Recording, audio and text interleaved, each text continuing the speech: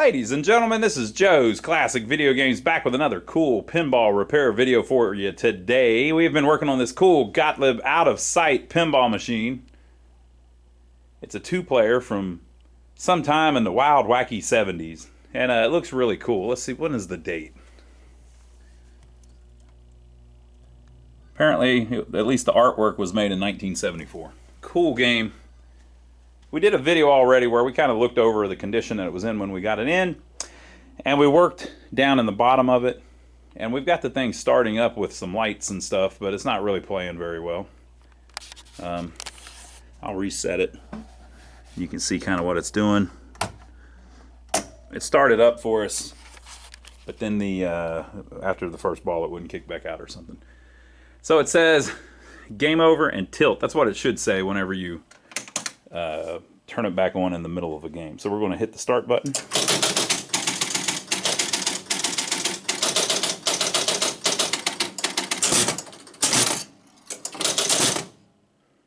All right. So it says ball and play, number 2. Well, that ain't right. 1 player.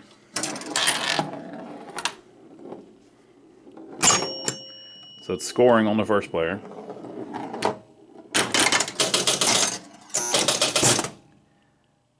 Then it kicked the ball out. It went to player 2, can play at the same time. Gave us a game over and threw up the match number of 60. Now, that ain't right. So it just ain't working right. But all we've done so far is work through the bottom on the bottom mech. So the next thing we're going to do, we're going to slide this thing out from the wall. We're going to start working in the back box, especially that player unit that's in there. That very well may be the source of most of our trouble. So let me slide it out from the wall and we'll work back there a little bit. All right, so we pulled it out from the wall. Now, we looked at this a little bit in the previous video, but there's really not a lot back here. If you don't work on these much, you might think it looks scary, but there's not that much. You have the Jones plugs down here that we've already cleaned. You have 4 relays, or 3 relays and a little match unit. And you have 8 score reels, because it's only a 2-player game. You have the replay unit, keep track of how many credits are on the game. And you have this player unit up here. This is probably our main issue, is on that. But we're going to work through all of it, because we got to clean all of it. We got to make sure it's all working right. So the first thing I'm going to do, just to get it out of the way, is I'm going to clean these relays. So same thing we always do. We use a little file to clean the contacts on the actual relay, and then we make sure that whenever it closes, that the switches are closing if they're open, or if they're already closed, we make sure that they open. And you just want them to go back and forth. So I'll mess with that a little bit, and if I see anything that looks like it was a problem, I'll highlight it. Okay, folks, here's a closer look at that match unit I was just talking about. I assume that's what this is. It may be since it's in the back box, it's probably what it is. But sometimes they use this to control like a bonus unit or something. But the thing is, it can't really do much. So it's got one board that usually will light up a light. And so you have one thing is being grounded at a time.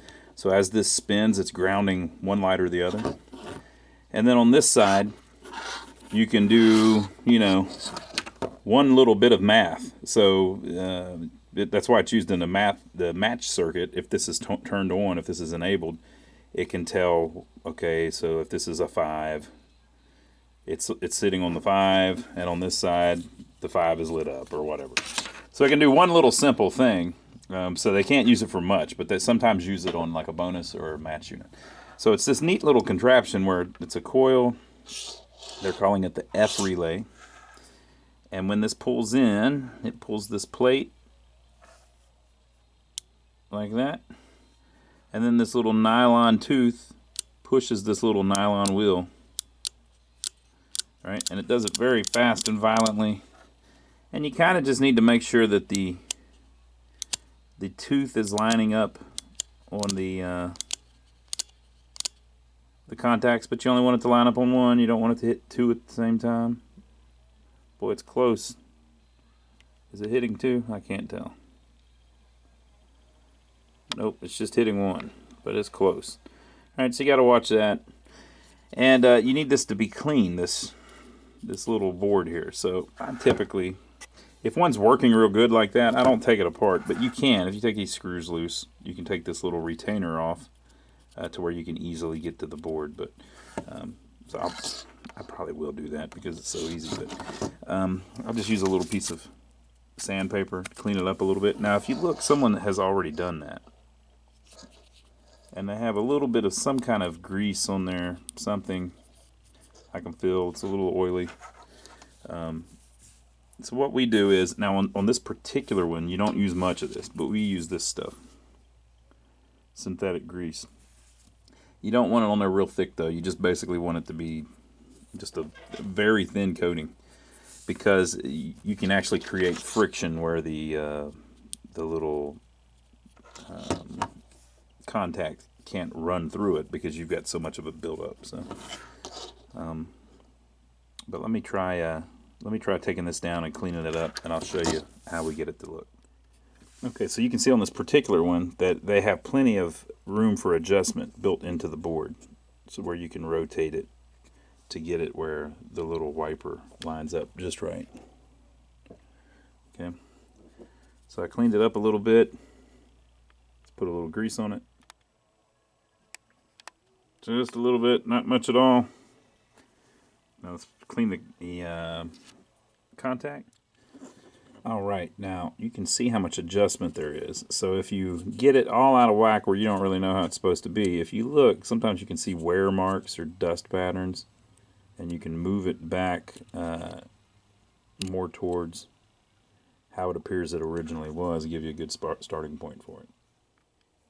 So this is the other side. You can see that there's like an oily something underneath where that switch thing was, the retainer was. So they probably sprayed something on here at some point. A lot of times people will use like WD-40 or something. It's horrible. Don't do it. Don't do it, people. Just don't do it. If you want some of this stuff, though, if you want some of this amazing super lube synthetic grease, I'll tell you where you can get it. You can get it on our website. Go to lionsarcade.com. There's a parts page, and we have links to this. We don't make it or anything. If I can get the cap to go back on. We don't make it or anything. We just have used it for years and really like it. So, am I going the wrong way? Well, I can't get the cap back on. This is horrible. There we go. It's good stuff. Made in the USA, too. If you appreciate that. Cinco makes it, it says. It's good stuff. So yeah, check it out. lionsarcade.com. We have a parts page, and we got a bunch of stuff like this on there. If you follow the link on the parts page to this, it's on Amazon, though. So it takes you to Amazon, and if you're going to buy anything on Amazon, if you use our link to go to Amazon, it gives us a tip. So thank you for everybody that's been doing that. Somebody the other day bought a Google Pixel phone. Bought a new phone, kind of expensive, and they used our link whenever they did it. So we appreciate everybody that does that. So anyway, back to this. So I'm going to put a little bit of that on here and then put it back together, and then we have to clean up our Jones plugs. Okay, it looks nice and clean now. That part of it. The other day I said something like that, and a viewer said, "Well, your definition of clean and mine are completely different." And probably. But to me, this is very clean. It's working as it should. Looks vintage. Look at that. That's how you want it. Beautiful. Beautifully moving. Okay, and so now we've got these Jones plugs. So these things get all corroded, and they just don't electrically connect as they should. So I take a little sandpaper and clean them up too. So I did these. Much better.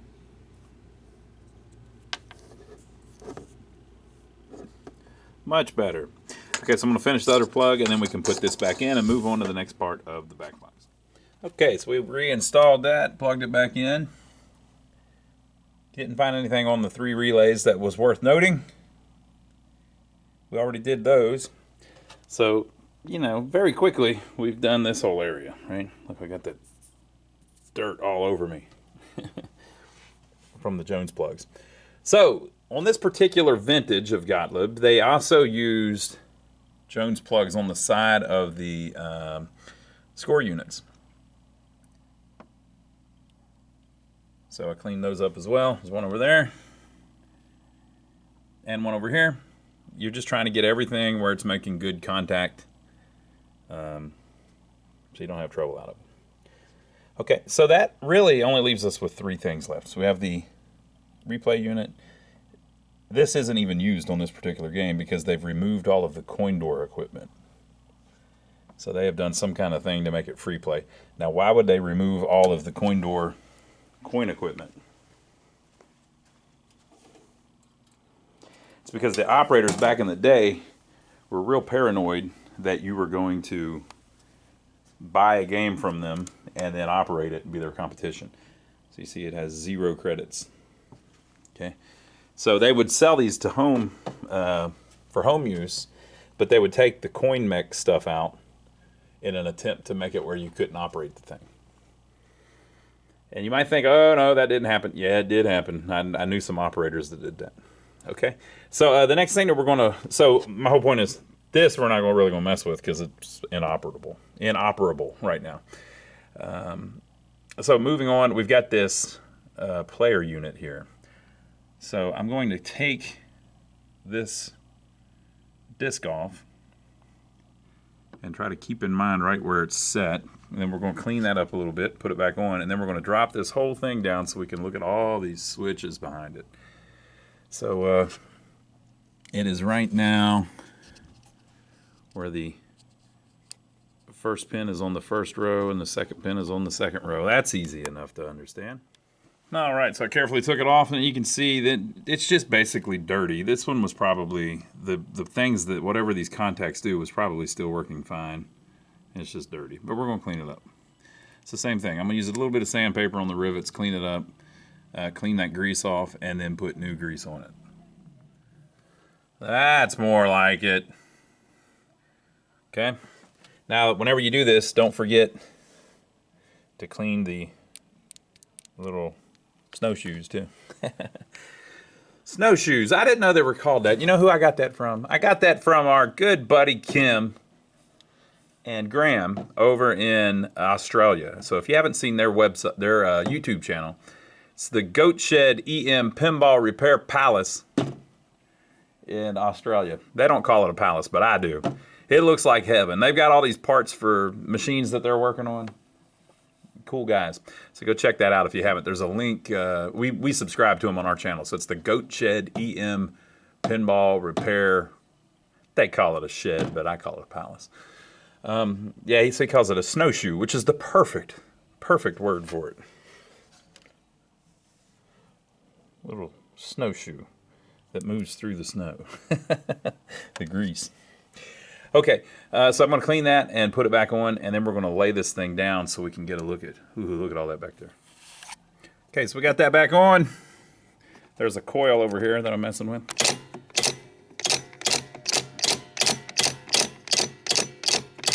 Moving great. It's perfect.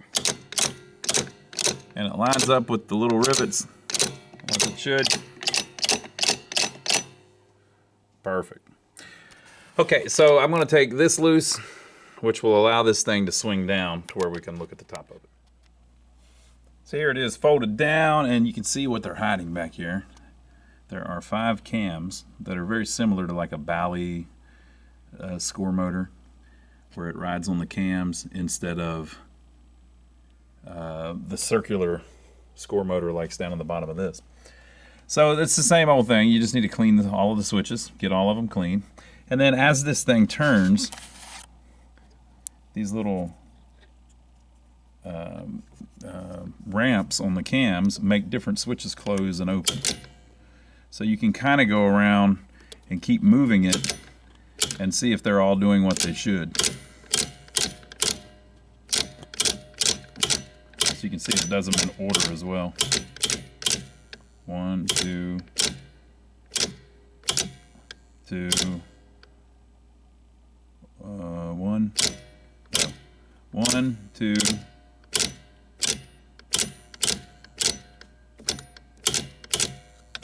3, 4, you know, it just goes around and does them all different times. So same thing. Now, what does that thing do? It's involved with the balls, the ball and play and all of that. Let's look at the schematics and see if we can tell exactly what it does. So one thing that it does is the player unit, the disc, that the part that we clean first, is what controls the ball and play lights. And then all over the schematics you have these areas where, see how it says P5A, that's player unit cam 5 switch A. And so in this particular instance, it's involved with the U relay, which is the control bank reset relay. You know, so it resets everything, the game over and first ball and all that. And then up here, P4, P3, right? Different switches are involved with resetting the score reels. So it's just stuff all over it that helps it run. Without those, they can't do the multiplayer thing. So that's why they call it the player unit. Okay, folks, here we are. This is Gottlieb's beautiful Decagon score reel. So the first thing we're going to do is we're going to take this little C-clip off. And there is a little spring washer under there. And then we're going to take these two screws off here. Okay, so we took it apart. It has this PCB over here, so it can tell what position it's on for like the match and the high score, stuff like that uses that circuit. So you got to clean that up like the other things with a little bit of sandpaper. Somebody's already been working on it. But we'll clean that up and put a little bit of synthetic lube on it. And then this is all held in place with a spring. I'm surprised it didn't pop off on me. We had a little issue with this one just a minute ago. It's missing the spring, so I hope this one isn't. Nope, it's not. Okay, so this just comes off. And there is this little cog and this spring. This spring was missing from this one, and it won't work right without that spring. So some tech at some point must have forgot to put that back in there. You need it to, it basically forces this to push out against the inside of this wheel. And so that's part of what keeps it from ratcheting backwards. Okay, so basically you're just looking to see if everything's moving freely. This one feels pretty good. Sometimes you'll have a problem where it's rubbing or something. And here's the most common problem. See how that's bent? It's not supposed to be bent. It's supposed to be straight. And so people bend them over the years to make it a little easier to turn and stuff, but it makes it where it doesn't hang right. It should be straight like that. But when you do that, it puts a little more spring on the whole thing. Okay, so we're just going to clean it up a little bit, and we're going to clean the switches. Now this is the end of stroke switch, and then you have another one that's open all the time. So whenever this comes in, the one closes, and then the other one opens. Simple as that. So we're going to clean the contacts of those with a little file, and then also these here, but I'll show you these in a minute. We're going to clean the PCB, clean the wheel, and just basically put it back together. You don't have to do anything special. Just get it a little clean. Okay, so we cleaned it, put it back together. It's a very simple process. It's not that big of a deal.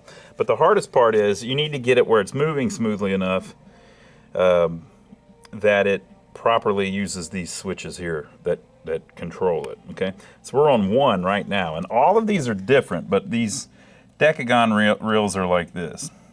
So you have a top switch up here, which is open. See through the light through the contacts there?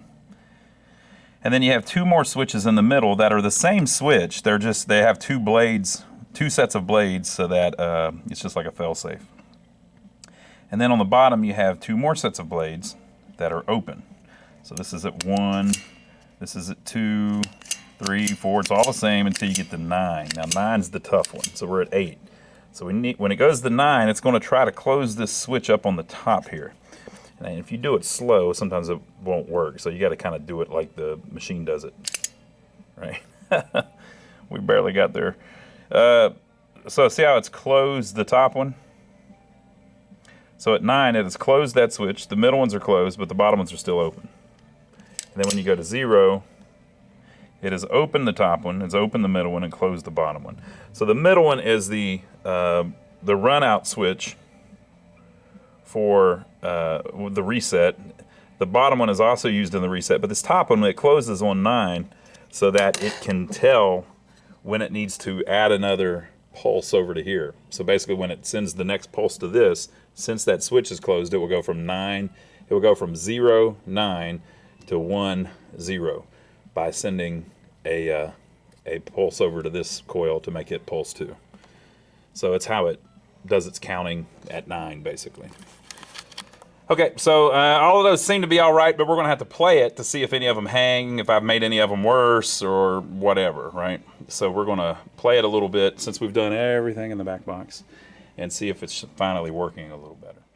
Okay, now after you do this, it's highly likely, or it's probable, that you made it worse or you screwed one up or something. But you'll at least know that all the preventative maintenance is done, and you can go back and adjust whatever's not right. So we'll see how we fared. I've got them all set on something other than 0 so that we can watch every one of them reset. Now these ones that say 0 are fake. They're just false numbers to make the score longer. If you can believe that. So we're plugged in. We'll turn it on and see what happens. What happened is all the lights came on the back glass, but not down here. Okay, so let's see if they reset when I hit the start button.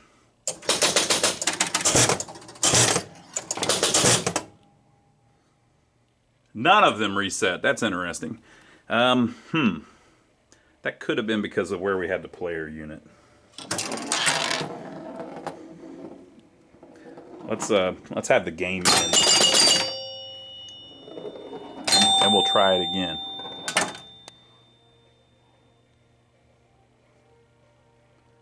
What'd we do? So basically, what's going on is we need to get it in the game over. There's problems on the playfield still we haven't done under the playfield. It's saying tilt and game over. So let's try it again.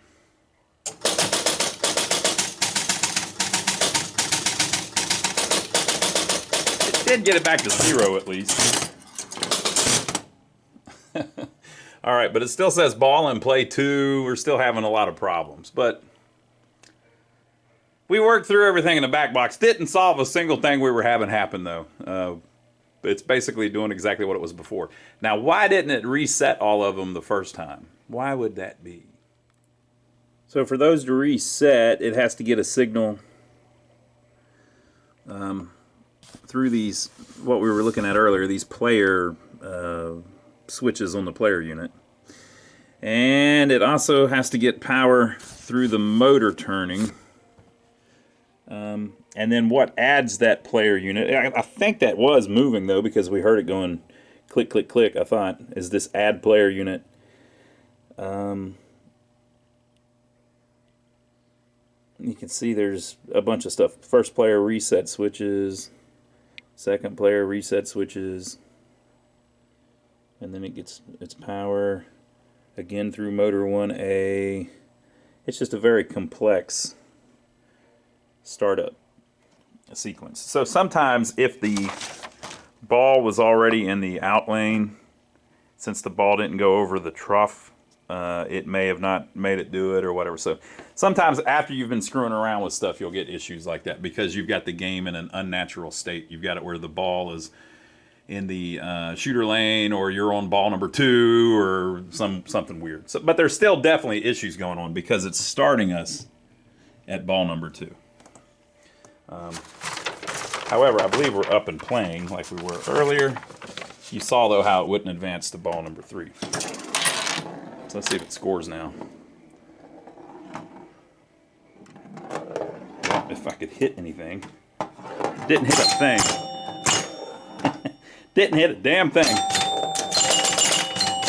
So you see, we've still got the same issue. It's playing on both players, so still got some things we'll have to troubleshoot at the end. But that's where we're at so far. At least we worked through everything and didn't see any obvious problems as we went through it. But obviously there is still a problem.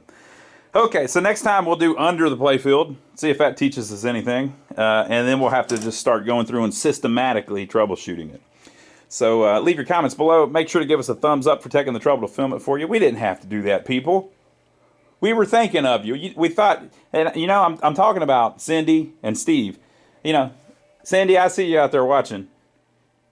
Just want you to know that we're big fans of you. We appreciate you being here for all of the videos, Cindy. And Steve. Steve, you're such a great guy. Just want you to know we appreciate you watching our videos. So we was getting ready to work on this, and I said, but what about Cindy? What about Steve? So we broke out the camera. So I hope you enjoyed it so far. We'll work on it some more in 2 days. We always upload these about 2 days apart. So we'll see you in 2 days. Hey, by the way, don't forget to check out my brother, Donnie. My brother has his own channel here on YouTube. The link is down below, and we're over there having a good time a lot of times too. But we'll see you next time when we see if we can get a little farther along on this one. This is Gottlieb's Out of Sight.